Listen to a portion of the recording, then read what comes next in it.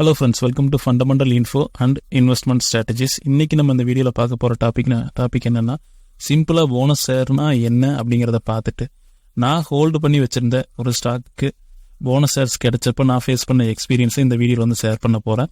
So skip பண்ணாமல் video பாருங்கள், அப்போ தான் உங்களுக்கும் அந்த எக்ஸ்பீரியன்ஸ் கிடைக்கும், உங்களுக்கும் பயனுள்ளதாக இருக்கும். சரிங்களா? ஸோ ஃபஸ்ட்டு வந்து சிம்பிளாக போனஸ் ஷேர்னா என்னென்னு வந்து பார்த்துடலாம்.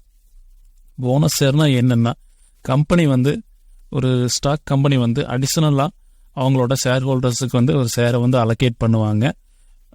வித்தவுட் எனி காஸ்ட், எந்தவித செலவும் இல்லாமல் அவங்க வந்து அலோகேட் பண்ணுவாங்க. இதனால் ஒரு இன்வெஸ்டரோட இன்வெஸ்ட்மெண்ட் அமௌண்ட் ஒன்றும் மாறப்போகிறதில்ல.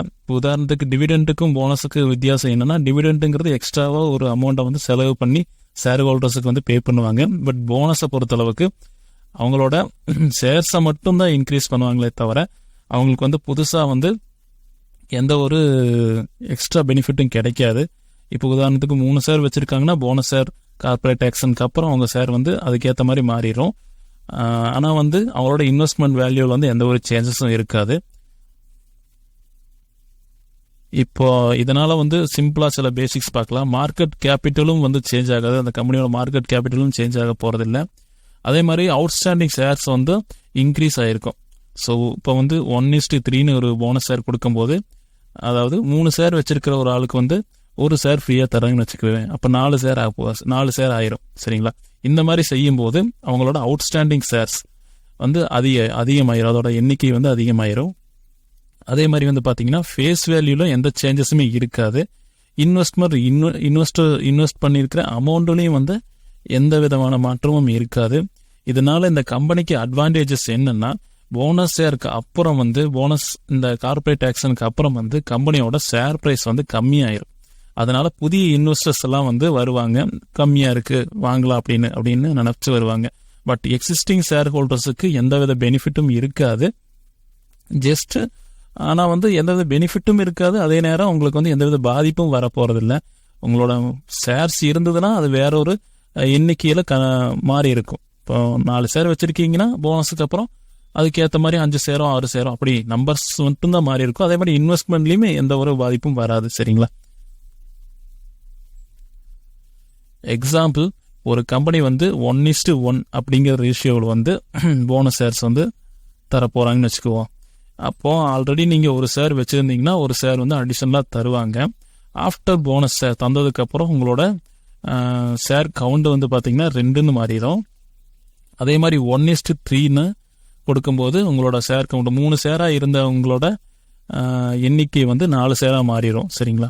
இதே மாதிரி 2:5 அப்படின்னு கொடுக்கும்போது 5 ஷேர் நீங்கள் வச்சிருக்கிறீங்க, அதுக்கு வந்து 2 ஷேர் அவங்க தரும்போது 5 + 2 7 ஷேராக மாறிடும். சரிங்களா?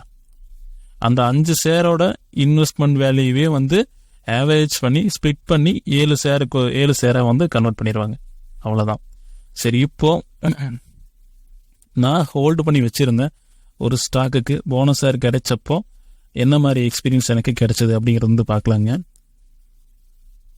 நான் ரீசெண்டாக பவர் கிரிட் ஷேரை வந்து ஹோல்ட் பண்ணி வச்சுருந்தேன். ஸோ பவர் கிரிட்டுக்கு வந்து ஒரு கார்பரேட் ஆக்ஷன் வந்துச்சு, இந்த போனஸ் கார்பரேட் ஆக்ஷன் வந்துச்சு. செப்டம்பர் 12 அன்னைக்கு வந்து அவங்க வந்து போனஸ் ஷேருக்கு உண்டான எக்ஸ்டேட் வந்து அறிவிச்சிருந்தாங்க. ஸோ செப்டம்பர் 11 அன்னைக்கு எப்படி இருக்குது அப்படிங்கிறத வந்து பார்த்துக்கலாம். நம்ம ஃபஸ்ட்டு செப்டம்பர் 11 அன்னைக்கு வந்து பார்த்தீங்கன்னா, லாஸ்ட் ப்ரைஸ் வந்து 264.50 வந்து கடைசியாக ட்ரேடான அமௌண்ட் வந்து இதுதான், 264.50. இந்த ப்ரைஸில் தான் வந்து கடைசியாக ட்ரேட் ஆகி முடிஞ்சது. சரிங்களா? இப்போ பவர் கிரிட் கார்பரேஷன் வந்து அறிவித்த போனஸ் ரேஷியோ வந்து பார்த்தீங்கன்னா 1:3. சரிங்களா? 1:3னா நீங்கள் 3 ஷேர் வச்சுருந்தீங்கன்னா ஒரு ஷேர் வந்து அவங்க வந்து எக்ஸ்ட்ராவாக தருவாங்க. சரிங்களா? எக்ஸ் டேட் வந்து பார்த்தீங்கன்னா செப்டம்பர் 12. சரிங்களா?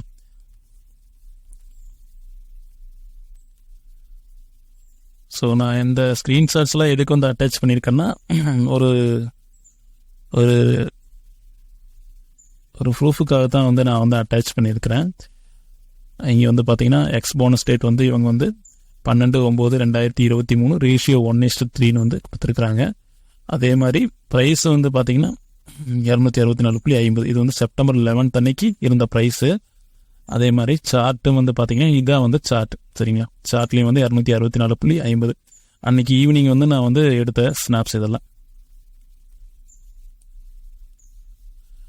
இங்கே வந்து பார்த்தீங்கன்னா என் அக்கௌண்ட்டில் நான் ஒரு 3 ஷேர் வச்சுருக்கிறேன். நான் வாங்கின ப்ரைஸ் வந்து பார்த்தீங்கன்னா 253.75. லாஸ்ட்டாக வந்து செப்டம்பர் 11 அன்னைக்கு ட்ரேட் ஆகி முடிஞ்சப்போ 264.40. என்னோட கெயின் வந்து பார்த்தீங்கன்னா P&L கெயின் வந்து பார்த்தீங்கன்னா 31.95, சரிங்களா. என்னோட இன்வெஸ்ட்மெண்ட் அமௌண்ட் வந்து இந்த 3 ஷேரை வாங்குறதுக்கு வந்து நான் இன்வெஸ்ட் பண்ணியிருந்த அமௌண்ட் வந்து பார்த்தீங்கன்னா 761.25, சரிங்களா.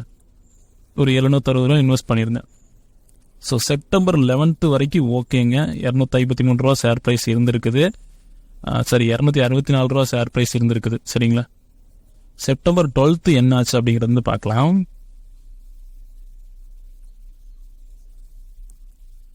செப்டம்பர் 12 அன்னைக்கு பார்த்தீங்கன்னா எக்ஸ் போனஸ் டேட் அன்னைக்கு, அதாவது செப்டம்பர் 12 வந்து எக்ஸ் போனஸ் டேட். அன்னைக்கு வந்து பார்த்தீங்கன்னா சார்ட்டில் வந்து பார்க்கலாம். சார்ட்டில் வந்து 192.5 ரூபா அப்படின்னு சேஞ்ச் ஆகிருக்குது. அது வந்து ப்ரைஸ் வந்து சேஞ்ச் ஆகிருக்குது, சரிங்களா.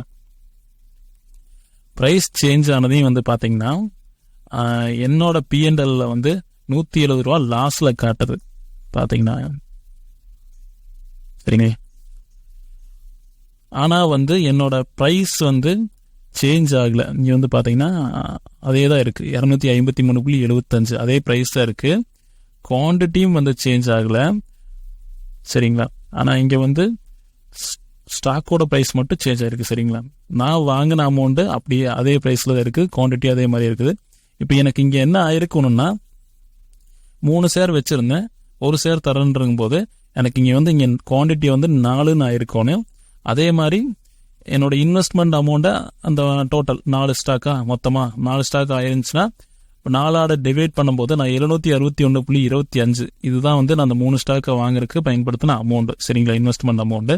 இப்போ அதை வந்து 4 ஸ்டாக் ஆனதுக்கப்புறம் 4 டிவைட் பண்ணோம்னா இப்போ ஸ்டாக்கோட ப்ரைஸ் வந்து 190.31 இந்த ப்ரைஸில் வந்து வந்திருக்கணும் செப்டம்பர் 12 அன்னைக்கு. பட் எக்ஸ் டேட் அன்னைக்கு வரல, சரிங்களா. ஆனால் இங்கே வந்து சார்ட்டில் ப்ரைஸ் அட்ஜஸ்ட்மெண்ட் ஆயிடுச்சு, எல்டிபி அதாவது ப்ரைஸும் வந்து அட்ஜஸ்ட்மெண்ட் ஆயிடுச்சு. ஆனால் வந்து நமக்கு அட்ஜஸ்ட்மெண்ட் இன்னும் ஆகலை. ஸோ இந்த இடத்துல வந்து நம்ம வந்து பயப்படணுங்கிற அவசியம் இல்லை. நமக்கு வந்து போனஸ் ஷேர் வந்து கிரெடிட் ஆகிறதுக்கு 15 நாள் வரைக்கும் டைம் எடுத்துக்கு, சரிங்களா. இப்போ இந்த 190.31ங்கிறத மைண்டில் வச்சுக்கோங்க, சரிங்களா.